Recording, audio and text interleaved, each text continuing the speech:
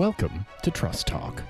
Our guest, Professor Erik Uslaner, delves into the moral foundations of trust and its profound impact on communities. He highlights the distinction between trust in people and trust in institutions, exploring how growing nationalism and beliefs in superiority challenge both forms of trust, influencing interpersonal interactions and daily life. He explores the reciprocal relationship between trust and corruption, shedding light on the role of inequality and nationalism. We talk about how rising nationalist movements fuel societal polarization, leading to a decline in generalized trust and an increase in what he terms particularized trust, calling this a significant threat to social cohesion. Trust plays a crucial role in facilitating compromise and cooperation in politics. To rebuild trust in themselves and their institutions, politicians must work towards promoting a more cooperative political environment. While there are no easy answers, the desire to avoid major catastrophes, such as reaching agreements on critical issues, could help instill a modest level of confidence back into the system. Your host today, Severin DeWitt. Rick, welcome to Trust Talk. In your book, The Moral Foundations of Trust, it's already from 2002, you highlight the importance of moral values and norms in building trust. Can you explain the role of moral foundations in shaping trust, and how do these foundations differ across societies? The basic idea of the moral foundations of trust is that it makes more sense for people to accept people who are different from themselves as part of their same community. An alternative view of trust is that you always have to wait to see how another person reacts. And while that is true on an individual basis, overall, if you maintain a skeptical view of other people, you're not going to be able to function very well in the world. You have to be able to accept people of all backgrounds who are different from yourself. And that's the fundamental idea behind my notion of the moral foundations of trust, generalized trust. So the question is not so much, do you trust me to paint your house? You probably don't. You'd be very wise not to. But trusting people in general helps you get along, helps you figure out how to work with other people and do good things. In previous interviews, we covered this theme as well, the relationship between trust and political institutions. In your book, you describe how we can build trust in political institutions. My question is, what are some of the factors that erode trust in these institutions? A couple of things. First of all, trust in other people is not the same thing as trust in institutions. So that if you trust other people, that doesn't mean you're necessarily going to trust the political leaders in the country. And if you trust the political leaders in the country, that doesn't mean you're going to trust people who are different from yourself. Most of the time, trust in institutions reflects how these leaders are accomplishing their goals and whether you agree with those goals. So they have to create a good economy, and they have to create an economy and a society that you feel comfortable with. So if, for example, in the United States now, Democrats and Republicans don't get along very well, particularly at the leadership level. And if that's the case, that still shouldn't affect the way people interact with each other. Except nowadays in society, we have this growing nationalism, the belief that your own kind is somehow superior to people of different backgrounds. And that affects both types of trust. It means that if you only trust people who are like yourself, that's what Toshio Yamaguchi and I have called particularized trust.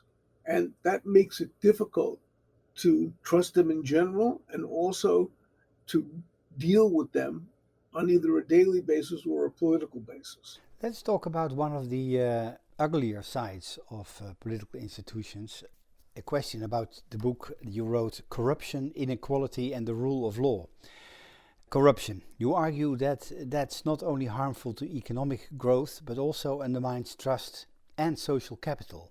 Can you explain how corruption erodes trust, and what are some of the long-term consequences of a low trust in society? First, let me say that in the relationship between trust and corruption, works both ways. So in a society where there is low trust, you may have higher corruption because you will be more likely to support corrupt leaders if they can deliver for you and you're not so much worried about what they do for themselves.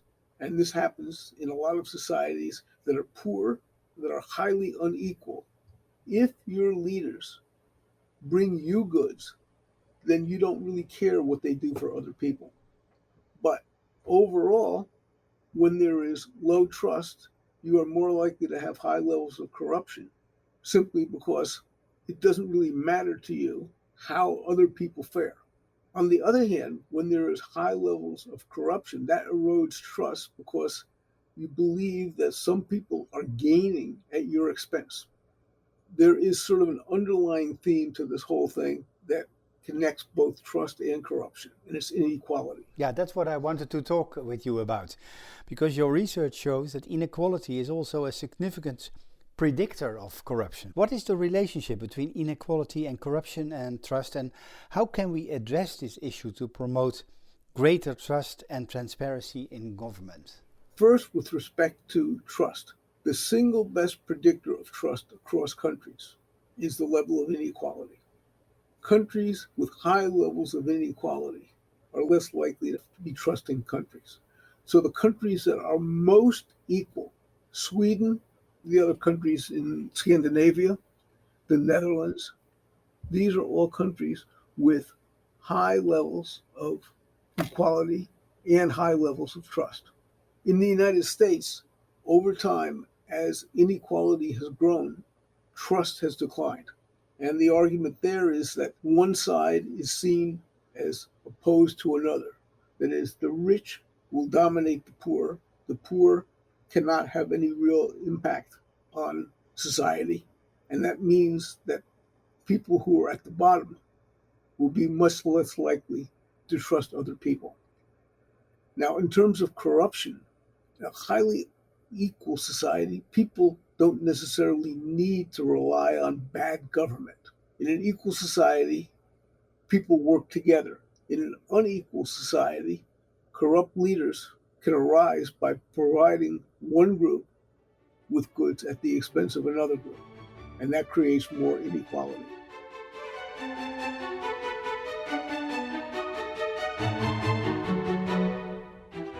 Let's go to your most recent book called National Identity and Partisan Polarization, published last year, I think. Partisan polarization is, as you wrote, associated with lower levels of trust in institutions. Can you explain why this is the case and what are some of the implications of this trend for democratic governance? First of all, when you have the rise of nationalist movements, as you see in the United States and other countries, and I'll get to that in a second, when you have that, that indicates a decline in trust because nationalism pits one set of groups against another. It's us versus them. And this is a decline in generalized trust and a rise in particularized trust, that is, trust only in your own kind. When you have this sort of situation, then societies become more polarized, and politically, they also become more polarized. So that, like now in the United States, you see Democrats and Republicans fighting each other, as well as ordinary people of one background not trusting another. So what we see in the United States now is that evangelicals have become far less trusting of minorities than they have in the past. And minorities become obviously less trusting of evangelicals. So we have this division in society where if you are not a born-again Christian, then people of different backgrounds are not considered your equal. In particular, what you have is the belief that people of different backgrounds may not be good citizens. They may be out for themselves. They may actually enhance values that are contrary to your own values. So I'll give you one example in the United States, and that is evangelicals versus gays and lesbians. So evangelicals believe that gays are doing something that God prohibits. So they're less likely to approve gay marriage. They're less likely to approve any rights for gays at all. And in turn, gays will feel that evangelicals don't have their interest at heart. But it goes beyond just gays. It also goes between blacks and other minorities and whites, the majority, because now ordinary people, particularly evangelicals, but more than just evangelicals, have this belief that African Americans and other minorities are not good citizens. One of the things that we see in surveys is that evangelicals and other whites believe that blacks are lazy. They're not as intelligent as whites. So this is more than simply a racial conflict. It's a conflict of what people believe goes at the heart of what people are. And that really splits society down the middle. Between whites and minorities. Between whites and minorities. And you see this in particular in Europe as well, where whites and Muslims are at each other's throats. And the attempt, say, in a place like France, to deny Muslims the right to wear hijabs in public. You suggest that a strong national identity can mitigate the negative effects of partisan polarization on trust. Or, if I may say it in my own words, social identity shapes political behavior. How does a shared sense of social or national identity contribute to greater trust in institutions? And what are some of the challenges to building a cohesive national identity in today's globalized world? I think the single biggest threat to national identity are divisions within a society. So as societies become more polarized, two things happen. One, there's more conflict within a society, but also in terms of one country versus another, people begin to think that their society is better than other societies. So that if you believe that only people from the United States are good, and you believe that people, for example, from Russia are bad, that will lead to terrible relations between countries.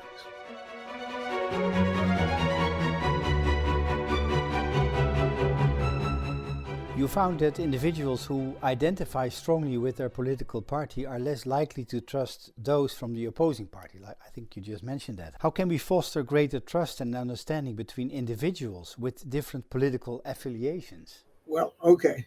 This stems from how you see people, and I'm not sure it's easy to do or even possible. The dilemma is, I'll give you a good example. In the past, people said, if my child marries someone from a different religion, that was terrible. But if they marry someone from a different political party, it's less terrible. Now we're beginning to see people saying it's less problematic if they marry someone of a different religion. But now, for the first time in a long, long time, people are saying if my child marries someone from a different political party than our family is, then that's terrible. That's quintessential polarization, right? Yes. And in the past, we didn't quite have quite as bad a division between the parties as we have now. So in the United States, in the past, at least certainly at the elite level and also at the ordinary level, Democrats and Republicans got along because the main division in particular regions was between regions rather than between parties. I mean, you have this now to a certain extent because the parties have become more simply divided by region. But if people are divided by party, that's going to be really difficult to change. In the past, people could negotiate more easily if the parties were not as widely split as they are now. That's not a very optimistic view, Rick. No, the whole thing is, I think, that nationalism, not just in the United States, but in many other countries, has become very, very divisive. And you see this in almost every democracy now, where the idea of what you see in the United States, I said, with Donald Trump, make America great again, this has meant that the Republican Party really has relatively small numbers of people who are willing to trust the other party. And you see this right now in the current budget debate, whereas it's almost impossible to reach an agreement between the two parties because they are at fundamentally different poles. And people also are at fundamentally different poles. So you can't win a Republican primary by agreeing to talk to the Democrats, and the same with the other side. You can't win a Democratic primary. And this means that people and parties are far more polarized than they once were. And you see the same thing happening elsewhere. You see in France a much bigger gap now between the left and the right than you did before. And you see in England, and here's an amazing situation, the Tory party is now become less reliant on economic issues than on social issues. And the whole notion of Brexit, which the Conservatives adopted, was really based more on cultural issues than on economic issues.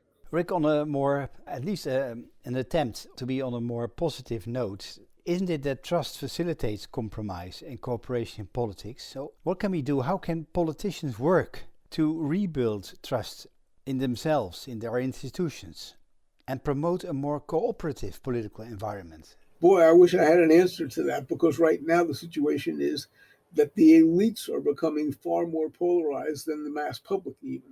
Both the public and the elites have become highly polarized. The only way I can see that this happens is if they have a desire to avoid a major catastrophe. And we're going to see if the Democrats and Republicans in the United States can work out an agreement so that we don't default on the national debt. If they can work out an agreement on that, that would be one way to instill a small amount of confidence back in the system.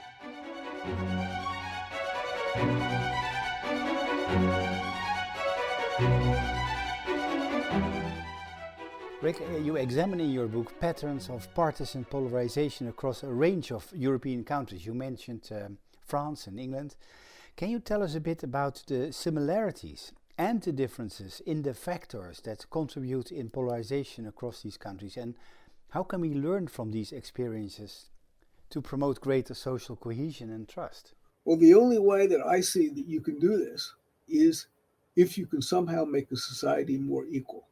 So historically, the most equal society, and still the most equal, is Sweden.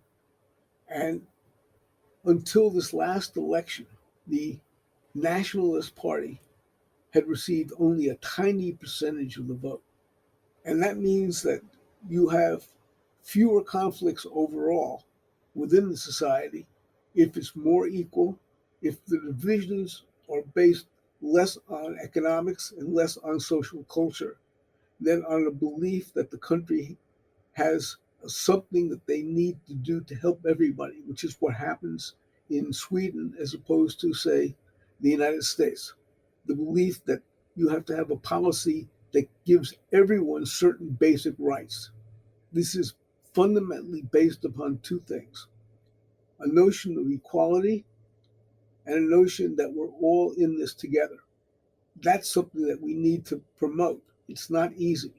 Let's talk about social networks. You write about the idea that having diverse social networks can help reduce political polarization and promote trust between different groups of people.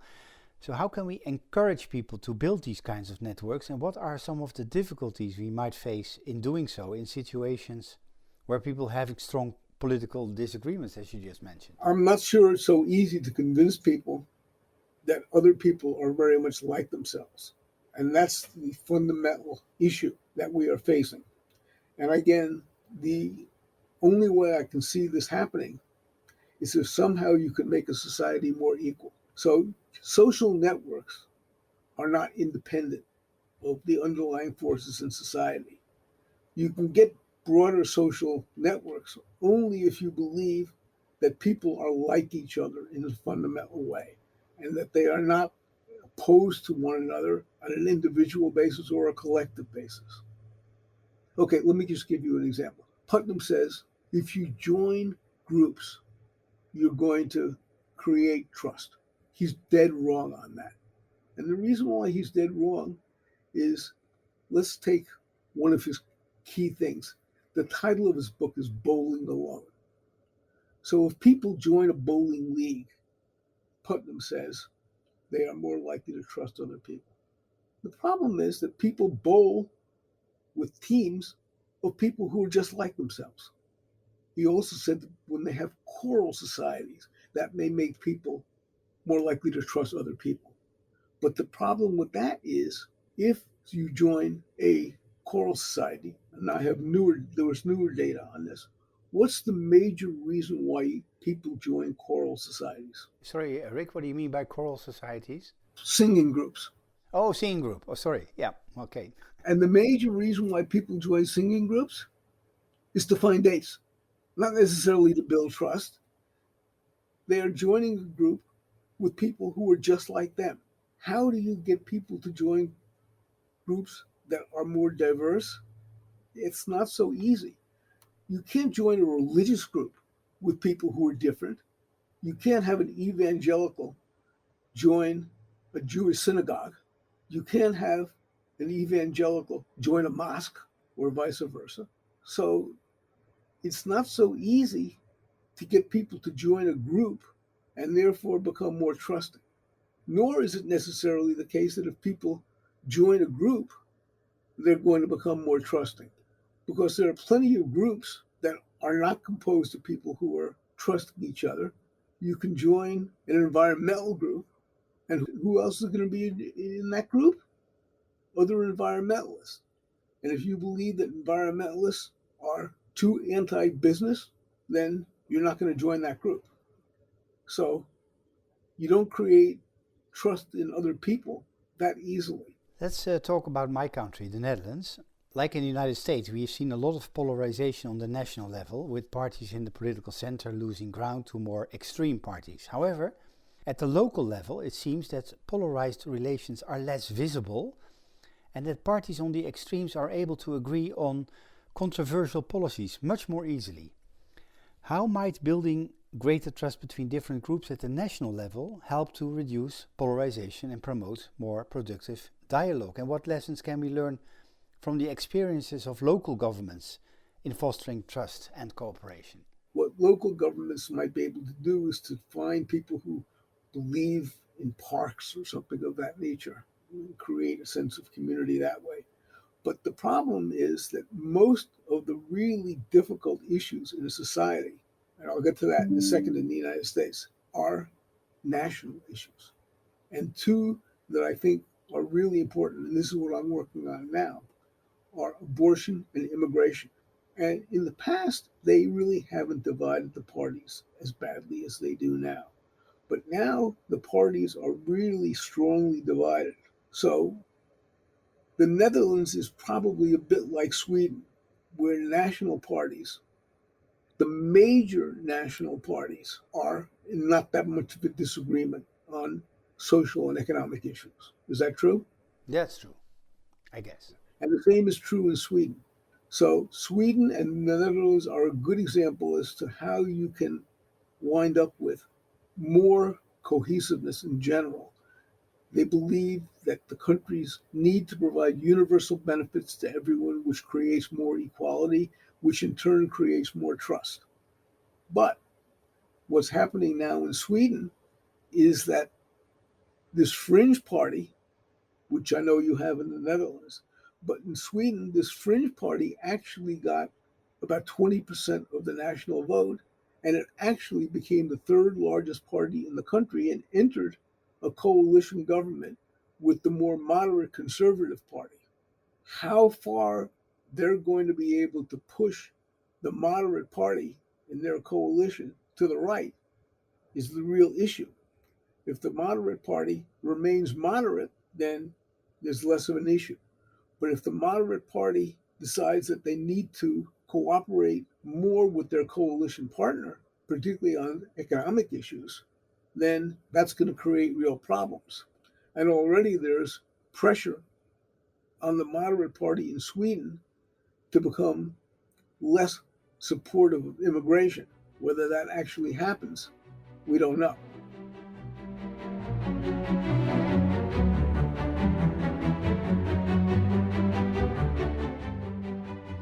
Rick, we have reached the maximum time of our podcast interview. I wanted to thank you for being our guest today. I just understand from what you're saying that you're not stopping writing books, right? You are working on a new book, or? Well, I hope it will be a book. I can't guarantee it.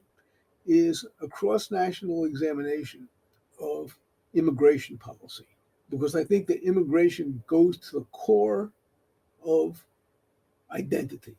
It's who is allowed to become a member of society and who is allowed to get benefits from the society. And the more countries become polarized on immigration, then the more difficult it is for them to reach a compromise on any other issue. Let me give you just one example of what I'm working on now. In the United States, immigration has now become the most polarized issue between the parties at both the mass and the individual level. That's the fascinating thing. I have looked at surveys, 4 separate surveys of voters in the 2022 election. Now, everyone said the Democrats gained on abortion, and they did. And that limited severely the Republicans' victory in 2022. In fact, the Republicans only got a 4-seat victory. It was almost a standoff in the general election.